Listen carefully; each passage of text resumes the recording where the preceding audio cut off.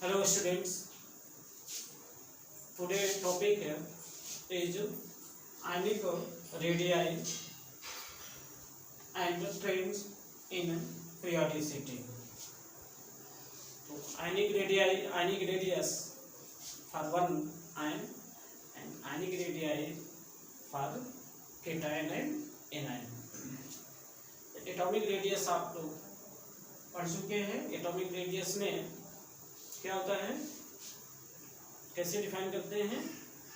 The distance between the centre of nucleus to the outer most cell of an atom is known as atomic radius.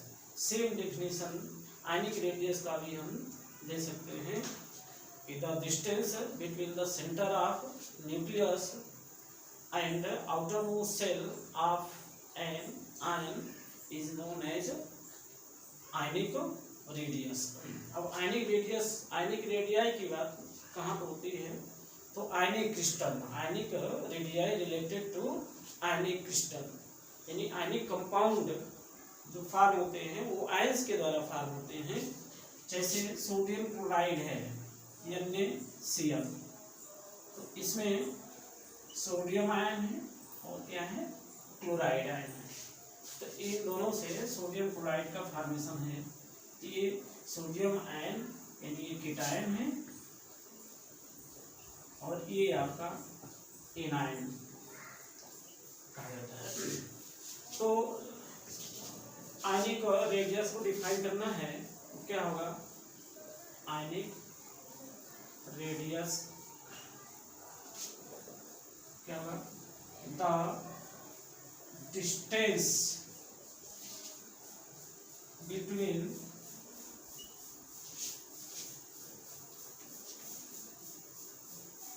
The centre of nucleus to the outer most cell of ion is called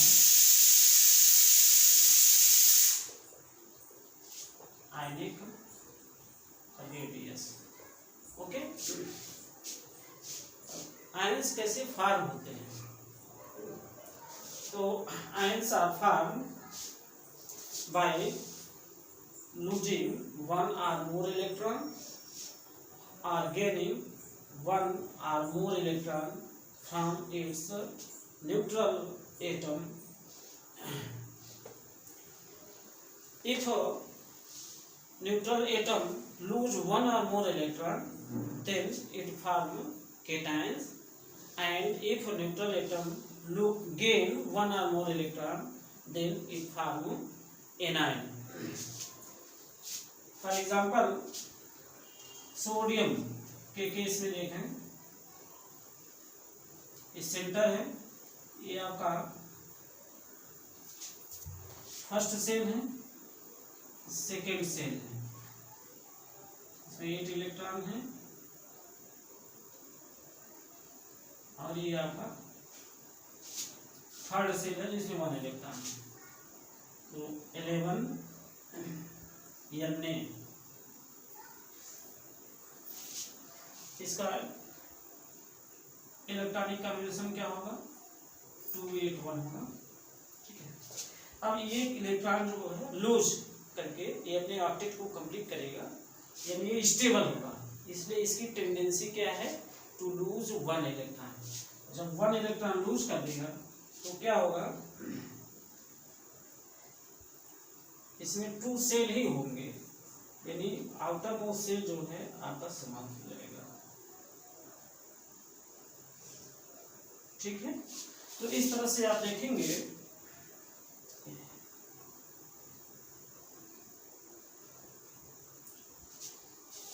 कि जो size है Na ion का, यानी कीटायन का, ये अपने respective atom जैसे sodium है, इससे क्या हो जाएगा? छोटा हो जाएगा।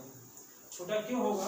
क्योंकि इसमें नंबर ऑफ इलेक्ट्रॉन क्या हो जाएंगे? डिक्रीज हो जाएंगे और न्यूक्लियर चार्ज आपका यही रहेगा। इसके कारण attraction force outer most shell को बढ़ जाएगा और न्यूक्लियस जो है आउटर मोस्ट शेल जो है न्यूक्लियस की तरफ अट्रैक्ट होगा।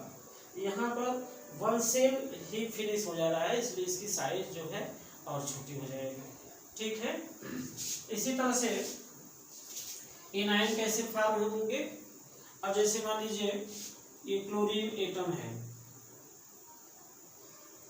2 8 7 और ये क्या करेगा 1 इलेक्ट्रॉन गेन करके 1 इलेक्ट्रॉन गेन करके जो है 1 इलेक्ट्रॉन गेन करके अपने आप से इसको ये कंप्लीट करेगा। तो ये हो जाएगा आपका 2 8 8। अब यहाँ पर देखेंगे नंबर ऑफ इलेक्ट्रॉन जो है इंक्रीज हो रहा है। नंबर ऑफ इलेक्ट्रॉन यहाँ पर 17 है, यहाँ पर 18 है और न्यूक्लियर चार्ज दोनों में 17 ही है, जैसे कि सोडियम के केस में है। अब यहाँ पर इसकी साइज क्या होगी,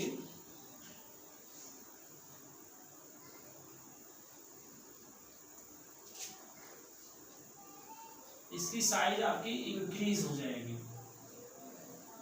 इंक्रीज होने का रीजन क्या है, अब यहाँ पर 2 इलेक्ट्रॉन है, इसमें आपका 8 इलेक्ट्रॉन है और इस केस में 7 इलेक्ट्रॉन है। ठीक है, तो यहाँ पर नंबर ऑफ इलेक्ट्रॉन 17 है, लेकिन यहाँ पर नंबर ऑफ इलेक्ट्रॉन कितने हैं 18 है।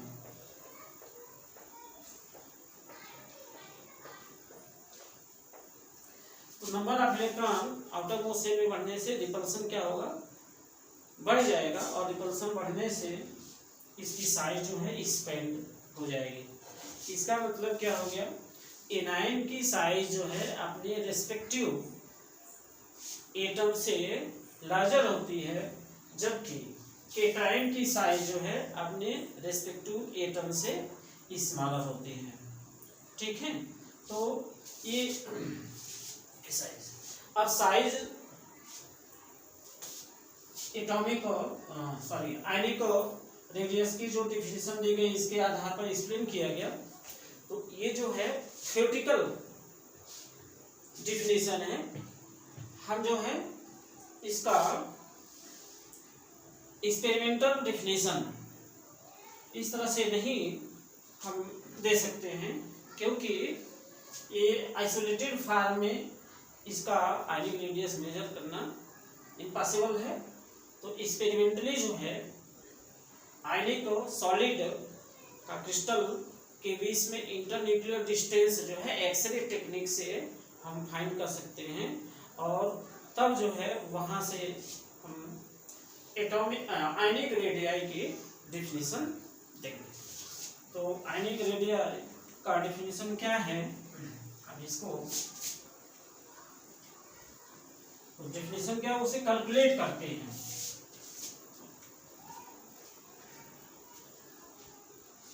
Ionic radii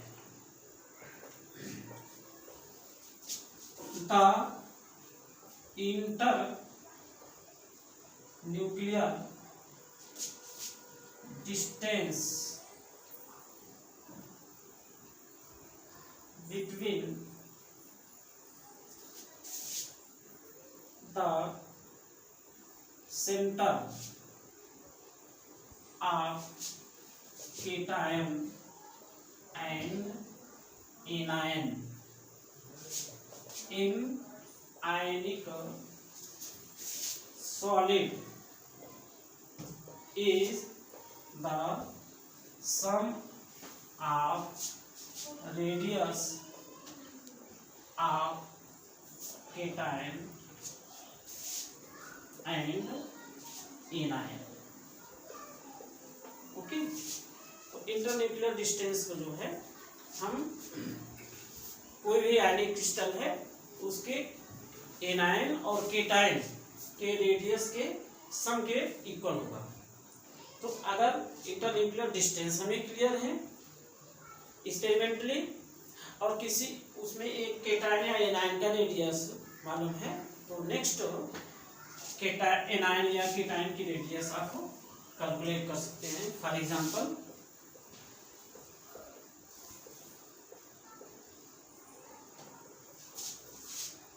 if the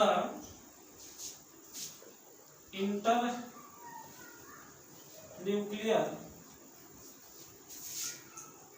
distance between NaCl is 2.76 angstrom and the ionic radius of sodium ion is 0.76 0.95 angstrom, then the radius of chloride ion is equal to 2.76 angstrom minus 0.95 angstrom.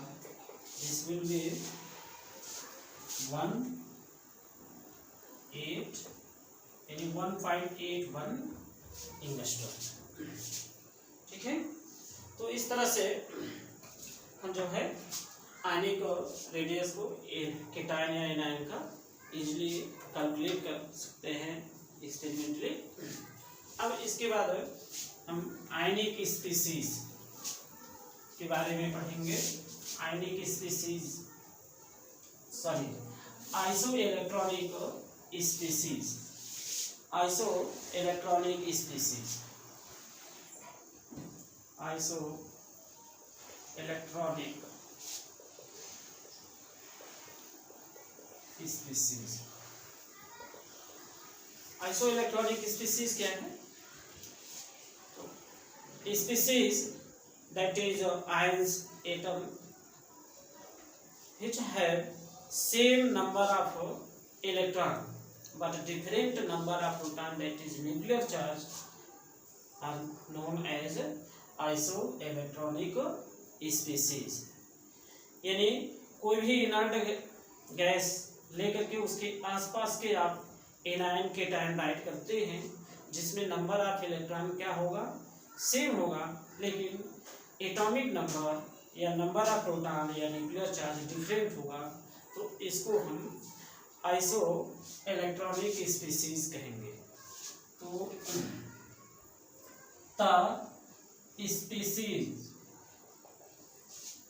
Species means ions atom having same number of electrons, but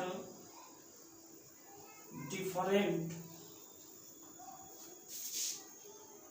number of proton, that is nuclear charge, are called isoelectronic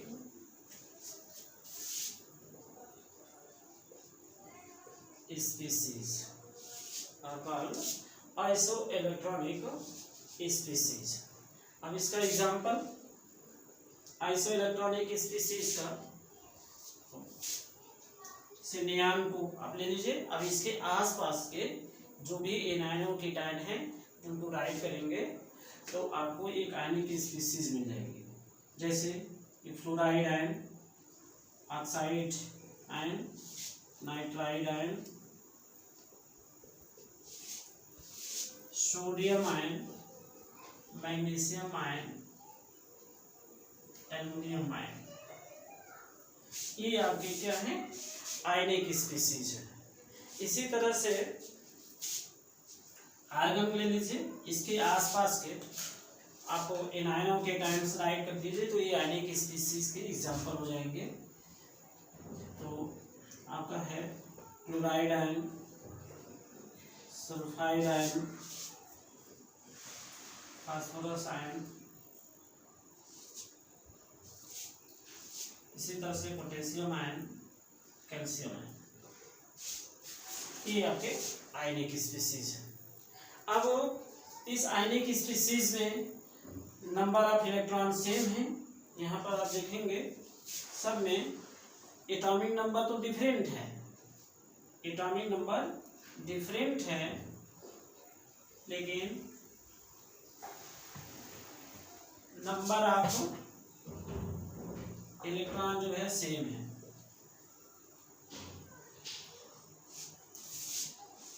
इसमें electron कितने हैं?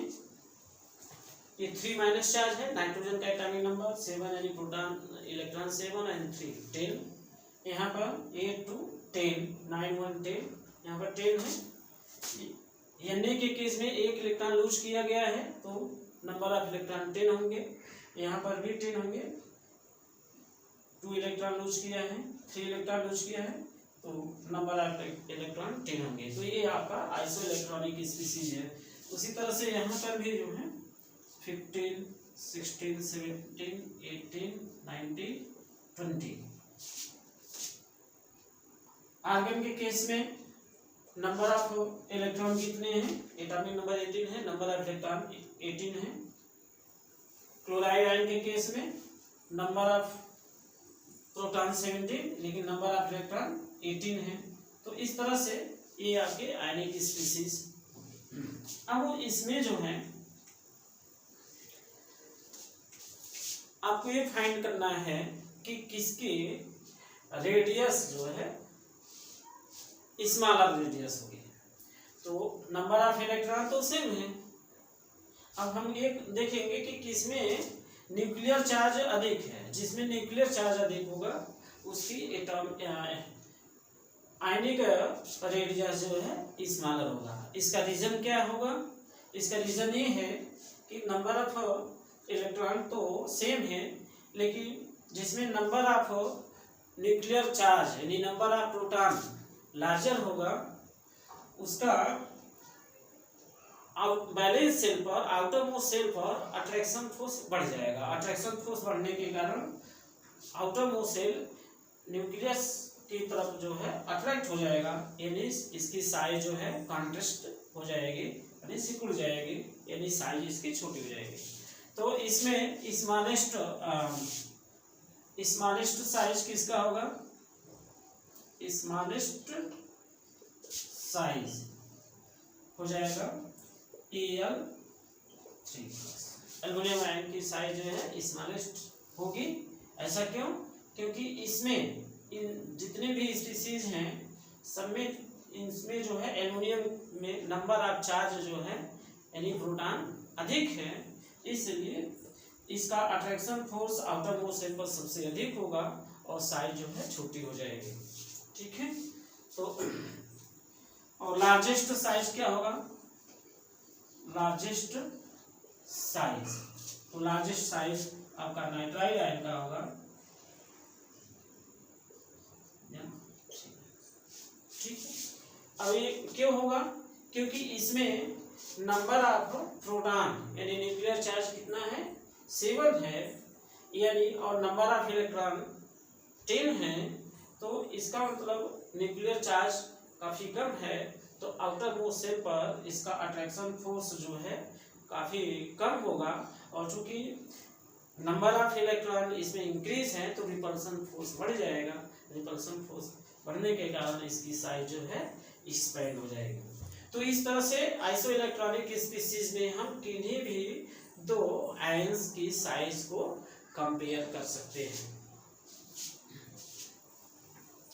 तो ये हो गया आपका iso electronic species. अब group में कैसे आयनिक रेडियाई जो है इंक्रीज करती है या डिक्रीज करती है, इसको हम कंसीडर करेंगे। तो किसी भी ग्रुप में वर्टिकली डाउनवर्ड जब हम मूव करते हैं तो आयनिक रेडियाई इंक्रीज होती है। इंक्रीज क्यों होती है? क्योंकि इसमें नंबर ऑफ सेल जो है इंक्रीज होंगे। तो नंबर ऑफ सेल इंक्रीज होने से सेंटर और आउटर मोस्ट सेल के बीच का डिस्टेंस बढ़ जाएगा, यानी एटॉमिक आयनिक रेडियस जो है आपका इंक्रीज हो जाएगा। तो जैसे कि लिथियम आयन एल्कली ग्रुप का अगर आप देखें ध्यान से, पोटेशियम आयन, रुबिडियम आयन, इसमें आप देखेंगे कि नंबर ऑफ सेल जो है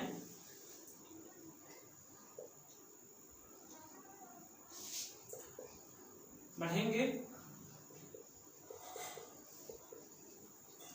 जैसे जैसे आप वर्टिकली डाउनवर्ड मूव करेंगे तो नंबर ऑफ सेल क्या हो रहे हैं? इंक्रीज हो रहे हैं। इसलिए इसकी साइज जो है आपकी बढ़ती जाएगी। यानी इसको अगर एक ऑर्डर में राइट करना है, इंक्रीजिंग ऑर्डर में राइट करना है, तो क्या होगा? The size of Li plus is less than the size of Na, the size of potassium ion, the size of rubidium ion। ठीक है, तो इस तरह से किसी भी ग्रुप में साइज जो है आपकी छोटी हो जाएगी। अब यहाँ पर कभी कभी आपको कंपेयर करना रहता है, जैसे एक ही न्यूट्रल एटम है और इसके दो आयन्स फॉर्म होते हैं। जैसे इसके आयरन के केस में Fe+2 और Fe+3। अब इसमें हमें कंपेयर करना है, तो इसको कंपेयर करने के लिए हमें देखेंगे कि जिसमें न्यूक्लियर चार्ज अधिक होगा उसकी साइज क्या होगी? छोटी होगी। तो नंबर ऑफ इलेक्ट्रॉन इसमें डिफर करेगा। तो जैसे Fe+2 है, एटॉमिक नंबर 26 है, इलेक्ट्रॉनिक कॉम्बिनेशन इसका होगा 28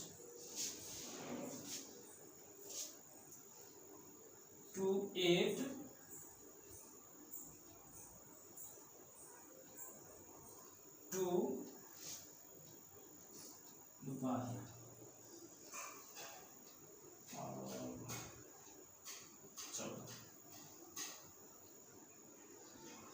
12 हो जाएगा। ठीक है, इसमें नंबर ऑफ इलेक्ट्रॉन कितने होंगे? 24। 8 10 12 10 22 23 24। यहीं पर Fe+3 के केस में 2 8 11 2। तो यहाँ पर देखें कि नंबर ऑफ इलेक्ट्रॉन इस केस में कम हो जा रहे हैं, यहाँ पर नंबर ऑफ इलेक्ट्रॉन अधिक है। इसके कारण क्या होगा कि जो न्यूक्लियर चार्ज है आउटर मोस्ट सेल पर अधिक इफेक्टिव होगा और इसके कारण इसकी साइज जो है छोटी हो जाएगी। तो जैसे जैसे चार्ज बढ़ेगा साइज आपकी छोटी हो जाएगी। तो the size of Fe3+ is less than the size of Fe2+। ठीक है, तो इस तरह से हम आयनिक स्पीसीज में कंपेयर कर सकते हैं इजीली, और ये बहुत ही इम्पोर्टेंट है। अक्सर एग्जाम में इससे रिलेटेड क्वेश्चन पूछे जाते हैं। Thank you. इस चैनल को आप लोग सब्सक्राइब करेंगे, वीडियो लाइक करेंगे और शेयर करेंगे। Thank you.